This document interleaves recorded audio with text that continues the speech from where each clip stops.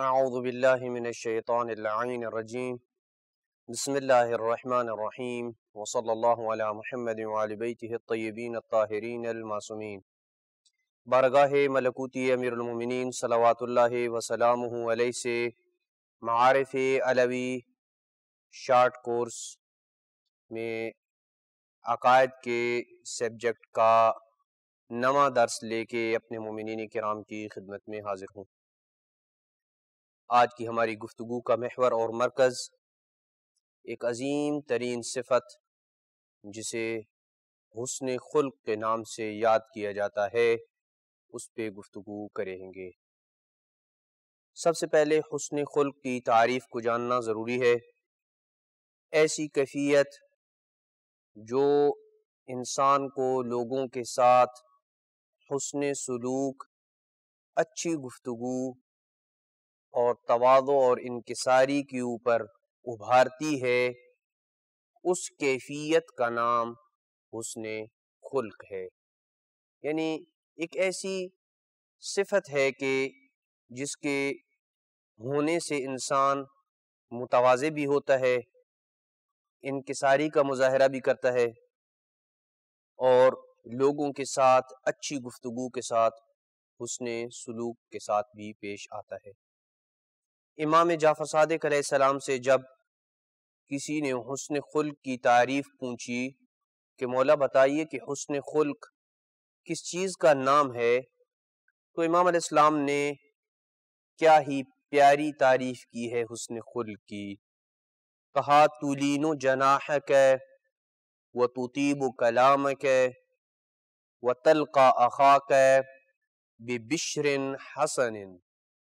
فرمایا تواضع اختیار کرو، اچھی گفتگو کرو اور اپنے بھائی کو خندہ پیشانی کے ساتھ ملو۔ تمہارا یہ تین کام کرنا یہ حسن خلق کہلاتا ہے۔ اہل بیت علیہ السلام نے اس صفت کے حامل انسان کی بہت زیادہ مدح سرائی کی ہے اور مختلف طریقوں کے ذریعے اور مختلف اپنی کلام مبارکہ کے ضمن میں لوگوں کو یہ تشویق دلائی کہ وہ اپنے اندر اس عظیم صفت کو پیدا کرنے کی کوشش و سعی کریں۔ امام محمد باقر علیہ السلام کا فرمان ذیشان ہے ان اکمل المؤمنین ایمانا احسنہم خلقا۔ اہل ایمان میں سے کامل ترین ایمان والا بندہ وہ ہے، اہل ایمان میں سے جس بندے کا ایمان سب سے کمال کے درجے کے اوپر فائز ہے، یہ وہ شخص ہے جس کا اخلاق سب سے اچھا ہے، جس کا اخلاق سب سے بہترین ہو۔ ایک اور مقام پہ ارشاد فرمایا لَيُعْتِ الْعَبْدَ مِنَ الثَّوَابِ عَلَى حُسْنِ الْخُلْقِ۔ اللہ تعالیٰ مومن کو حسن خلق، اچھے اخلاق پر اسی طرح ثواب عطا کرتا ہے كَمَا يُعْتِ الْمُجَاهِدَ فِي سَبِيلِ اللَّهِ يَغْدُو عَلَيْهِ وَيَرُوحِ۔ جس طرح مجاہد کو راہ خدا میں جہاد کا ثواب عطا کرتا ہے، جس طرح ایک شخص راہ خدا میں جہاد کرتے ہوئے اپنی جان ہتھیلی پہ رکھتے ہوئے دین اسلام کے دفاع کے لیے اپنی جان کو قربان کرتا ہے اور جہاد جیسے عظیم فریضے کو انجام دیتا ہے، جس طرح اس کے نامہ اعمال میں ثواب درج ہوتا ہے، جو ثواب اس کے نامہ اعمال میں درج ہوتا ہے، اسی طریقے سے وہی ثواب اس شخص کے نامہ اعمال میں درج ہوتا ہے کہ جو بندہ اچھے اخلاق کا مالک ہوتا ہے۔ پیغمبر اکرم صلی اللہ علیہ وآلہ وسلم فرماتے ہیں ان صاحب الخلق الحسن لہو مثل اجر الصائم القائم۔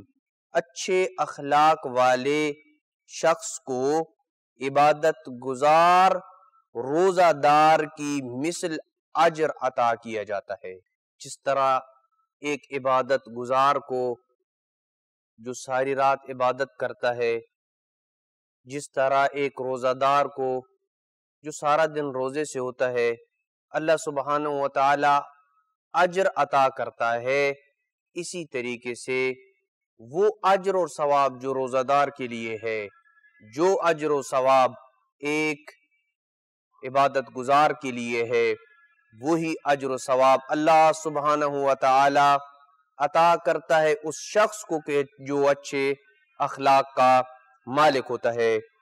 اسی طریقے سے آپ نے یہ ارشاد فرمایا، پیغمبر اکرم صلی اللہ علیہ وآلہ وسلم کا فرمان ذیشان ہے، ان البر وحسن الخلق یعمران الدیار ویزیدان فی الاعمار، لوگوں کے ساتھ نیکی کرنا اور اچھے اخلاق سے پیش آنا دنیا کو آباد کرتے ہیں اور طول عمر کا سبب بنتے ہیں۔ لہٰذا یہ بات طے ہو گئی کہ اگر کوئی انسان اپنی عمر بڑھانا چاہتا ہے تو اچھے اخلاق کا مظاہرہ کرے۔ رسول خدا صلی اللہ علیہ وآلہ وسلم کا ارشاد گرامی ہے، انکم ان لم تسعوا الناس باموالکم فسعوہم باخلاقکم، یعنی اگر اپنے اموال سے لوگوں کی حاجت روائی نہیں کر سکتے، اگر آپ کو اللہ نے اتنی مال و دولت عطا نہیں کی ہے کہ اس مال و دولت کے ذریعے آپ لوگوں کی حاجتوں کو پورا کر سکیں، تو کیا کریں پھر؟ کیا آپ خاموشی سے بیٹھ جائیں؟ نہیں، ان کے ساتھ اچھے اخلاق سے تمہارا پیش آنا یہ ان کی حاجت روائی گویا کے شمار ہوتی ہے۔ حسن اخلاق کے شرف اور فضیلت کے لیے اتنا کافی ہے کہ اللہ نے سارے انبیاء کو زیور اخلاق سے آراستہ فرما کر تبلیغ دین کے لیے بھیجا تھا، اور یہی صفت ان کی مبارک شخصیات کا عنوان تھی۔ پیغمبر اکرم صلی اللہ علیہ وآلہ وسلم اچھے اخلاق کا عظیم ترین نمونہ تھے، اور اللہ تعالیٰ نے آپ کے اخلاق کریمہ کی مدح سرائی کرتے ہوئے یہ ارشاد فرمایا، انک لعلی خلق عظیم، بے شک آپ خلق عظیم کے مالک ہیں۔ اور جب قریش نے آپ کو مختلف اذیتیں دیں اور طرح طرح کے مصائب آپ کے اوپر ڈھائے اور اس قدر اذیتیں دیں کہ آپ مجبوراً مکہ کو چھوڑ کے مدینہ ہجرت کا ارادہ کرتے ہیں، لیکن جب دوبارہ مدینہ سے مکہ کی طرف آتے ہیں، یعنی فتح مکہ کے وقت جب رسول خدا صلی اللہ علیہ وآلہ وسلم نے سوال کیا کہ بتاؤ میں آج تمہارے ساتھ کیا سلوک کرنے والا ہوں، تو سب کہنے لگے آپ ایک کریم انسان ہیں اور ایک کریم انسان کے بیٹے ہیں۔ تو رسول خدا نے فرمایا میں آج تمہیں وہی بات کہوں گا کہ جو اللہ کے نبی حضرت یوسف نے اپنے بھائیوں سے کہی تھی، لا تثریب علیکم اليوم اذهبوا فانتم الطلقاء، آج کے دن تم پہ کوئی ملامت نہیں ہے، آج کے دن تم پہ کوئی ملامت نہیں ہے، جاؤ تم آزاد ہو۔ یہ پیغمبر اکرم صلی اللہ علیہ وآلہ وسلم کا اخلاق ہے، جنہوں نے اتنی زیادہ اذیتیں دیں، پیغمبر اکرم صلی اللہ علیہ وآلہ وسلم اس بات پہ قادر تھے کہ ان سے انتقام لیتے، لیکن انہیں آزاد کر دیا۔ انس بیان کرتے ہیں کہ میں رسول خدا کے ساتھ تھا، ایک اعرابی آیا اور اس نے رسول خدا صلی اللہ علیہ وآلہ وسلم کے بدن مبارک میں موجود چادر کو اس قدر زور سے کھینچا کہ آپ کے جسم اقدس کے اوپر نشان پڑ گئے، اور کہنے لگا کہ اے محمد میرے یہ دونوں اونٹ اللہ کے مال سے لاد دو، نہ یہ مال تمہارا ہے اور نہ تمہارے باپ کا ہے۔ رسول خدا صلی اللہ علیہ وآلہ وسلم نے جب اس شخص کے اس انداز گفتگو کو دیکھا، خاموش ہو کر لب کشائی کی، ایک لمحہ خاموش رہے اور پھر بولے اور کہا یہ مال اللہ کا ہے اور میں اللہ کا بندہ ہوں۔ پھر اعرابی سے، اس دیہاتی سے کہا کہ تم نے میرے ساتھ یہ سلوک کیوں کیا ہے؟ اتنی سخت انداز میں تم نے میرے ساتھ گفتگو کی اور میری چادر کو اتنے زور سے کھینچا کہ میرے جسم کے اوپر نشان پڑ گیا. تو کہنے لگا مجھے علم ہے کہ آپ برائی کا بدلہ برائی سے نہیں دیتے ہیں. یہ پیغمبر کی صفت ہے کہ جو کسی کے اوپر برائی کرے پیغمبر برائی کا جواب برائی سے نہیں دیتے.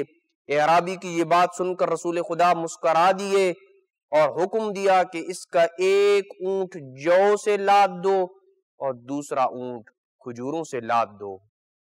یہ ہے اخلاق رسول خدا صلی اللہ علیہ وسلم. امیر المومنین صلوات اللہ وسلامہ علیہ جو بچپن سے لے کے زندگی کے آخری لمحے تک پیغمبر اکرم کے ساتھ تھے، وہ بیان کرتے ہیں کہ ایک یہودی کے پیغمبر اکرم مقروض تھے. ایک دن وہ یہودی آیا اور آپ سے قرض کی ادائیگی کا تقاضا کرنے لگا. رسول خدا نے فرمایا کہ اس وقت تمہارے قرض کی ادائیگی کے لیے میرے پاس کچھ نہیں ہے کہ میں قرض ادا کر سکوں. وہ کہنے لگا اے محمد جب تک آپ میرے دینار ادا نہیں کریں گے اس وقت تک میں یہاں موجود ہوں، میں جانے والا نہیں ہوں. وہ یہودی رسول خدا کے ساتھ بیٹھ گیا حتیٰ کہ اسی مقام پہ رسول خدا صلی اللہ علیہ وآلہ وسلم نے نماز ظہر و عصر مغرب و عشاء ادا کی اور وہ یہودی اس انتظار میں بیٹھا رہا اور پیغمبر اکرم صلی اللہ علیہ وآلہ وسلم بھی وہیں بیٹھے رہے. یہ اصحاب دیکھ کے رسول خدا صلی اللہ علیہ وآلہ وسلم اصحاب رسول خدا صلی اللہ علیہ وآلہ وسلم نے جب یہ دیکھا تو یہودی کے پاس آئے، اسے ڈرانے دھمکانے لگے. پیغمبر اکرم صلی اللہ علیہ وآلہ وسلم نے جب یہ دیکھا تو کہا تم یہ اس کے ساتھ کیسا سلوک کر رہے ہو؟ مجھے اللہ نے اس لیے مبعوث برسالت نہیں کیا ہے کہ میں کسی کے اوپر ظلم کروں. رات گزری، پوری رات وہ یہودی پیغمبر اکرم کے ساتھ رہا کہ جب تک آپ میرے دینار کو واپس نہیں کریں گے، میرے قرضوں کو ادا نہیں کریں گے، میں آپ کی جان نہیں چھوڑنے والا. رات پوری گزاری، پیغمبر نے اعلیٰ ترین اخلاق کا مظاہرہ کیا. جیسے ہی سورج طلوع ہوا تو رسول خدا کے حسن خلق کو دیکھتے ہوئے اس یہودی نے کلمہ توحید کا اقرار کیا، اشہد ان لا الہ الا اللہ واشہد ان محمدا عبدہ ورسولہ، پڑھ کر اسلام کو قبول کیا اور کہنے لگا میں ہرگز ایسا نہ کرتا اگر میں نے تورات میں آپ کے متعلق یہ تعریف آپ کی نہ پڑھی ہوتی. کتاب تورات میں یہ لکھا ہوا ہے کہ محمد بن عبداللہ جس کی جائے ولادت مکہ ہے مدینہ کی طرف ہجرت کرے گا، نہ وہ سخت گیر ہے اور نہ ہی تند خو، نہ وہ فحش گوئی کرتا ہے اور نہ ہی ناگوار بات کرتا ہے. میں گواہی دیتا ہوں کہ اللہ کے سوا کوئی معبود نہیں اور آپ اللہ کے رسول ہیں. چونکہ یہودی بہت زیادہ امیر تھا اس لیے وہ رسول خدا صلی اللہ علیہ وآلہ وسلم سے عرض کرنے لگا کہ میرا یہ مال آپ کے حوالے ہے اور آپ جہاں بھی حکم دیں اس مال کو خرچ کر سکتے ہیں. اسی طرح ہمارے ائمہ اہل بیت علیہ السلام کے حسن خلق کا اگر آپ نے نظارہ کرنا ہو اور ان کی مثالیں دیکھنی ہوں تو امام حسن عسکری علیہ السلام فرماتے ہیں کہ امیر المومنین صلوات اللہ وسلام علیہ کے گھر میں ایک باپ بیٹا مہمان ہوئے. امیر المومنین کے گھر میں ایک باپ اور بیٹا مہمان ٹھہرے اور امیر المومنین نے کھانا منگوایا اور جب وہ کھانا کھا چکے تو کمبر ایک تشت پانی سے بھرا ہوا لے کے آیا تاکہ مہمانوں کو ہاتھ دھلوا سکے اور ایک رومال بھی لے کے آیا تاکہ وہ ہاتھ دھونے کے بعد اپنے رومال سے ہاتھ خشک کر سکیں. حضرت امیر المومنین نے ان میں سے جو باپ تھا اسے خود ہاتھ دھلوائے تو اس نے انکار کیا کہ آپ امیر المومنین ہیں، آپ مجھے ہاتھ دھلوائیں گے. تو امام علیہ السلام نے کہا کہ تم نے ایسے ہی چپ چاپ صحیح طریقے سے ہاتھ دھونے ہیں جس طرح اگر میرا غلام کمبر تمہیں ہاتھ دھلاتا تو تم جس طرح آسانی کے ساتھ اور چپ چاپ ہاتھ دھوتے ایسے ہی آپ نے صحیح طریقے سے ہاتھ دھونے ہیں، میں تمہیں ہاتھ دھلاؤں گا. امیر المومنین نے اسے ہاتھ دھلائے. جب اسے ہاتھ دھلا چکے تو اس کے بعد اپنے بیٹے محمد حنفیہ کے حوالے کیا تشت کو اور کہا کہ اب تم اس شخص کے بیٹے کو ہاتھ دھلاؤ. اے محمد حنفیہ اگر اس کا بیٹا اکیلا میرے پاس میرا مہمان ہوتا تو میں خود علی اس کے بیٹے کو ہاتھ دھلاتا، لیکن چونکہ اسلام نے باپ اور بیٹے کے درمیان فرق کیا ہے اور باپ اور بیٹے کو برابر رکھنا پسند نہیں کیا ہے، اس لیے میں علی باپ کو ہاتھ دھلواؤں گا اور تم محمد حنفیہ اس کے بیٹے کو ہاتھ دھلاؤ۔ یہ امیر المومنین کا اخلاق ہے۔ امام حسن عسکری علیہ السلام نے کہا کہ جو اس معاملے میں، یعنی جو امیر المومنین کی یہ سیرت ہے، جو امیر المومنین کی اس سیرت کے اوپر پیروی کرے گا، ان کی بات کو مانے گا، وہ امیر المومنین کا حقیقی شیعہ کہلائے گا۔ اسی طریقے سے امام زین العابدین علیہ السلام کے غلام سے ایک ایسا گناہ سرزد ہوا جس پر اس کو سزا دینا لازم تھی۔ جب امام علیہ السلام نے اسے مارنے کا ارادہ کیا تو اس نے کہا والکاظمین الغیظ، یعنی وہ نیک لوگ غصے کو پی جاتے ہیں۔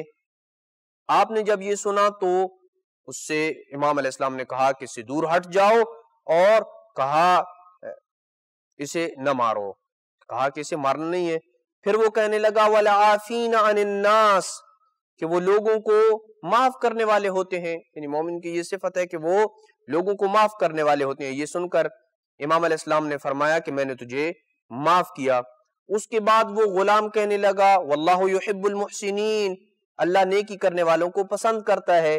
تو امام علیہ السلام نے کہا جا، راہ خدا میں زین العابدین نے تجھے آزاد کیا، اور میں زین العابدین جس طرح پہلے تیرے اوپر خرچ کرتا تھا، آج کے بعد میں دگنا تیرے اوپر خرچ کروں گا۔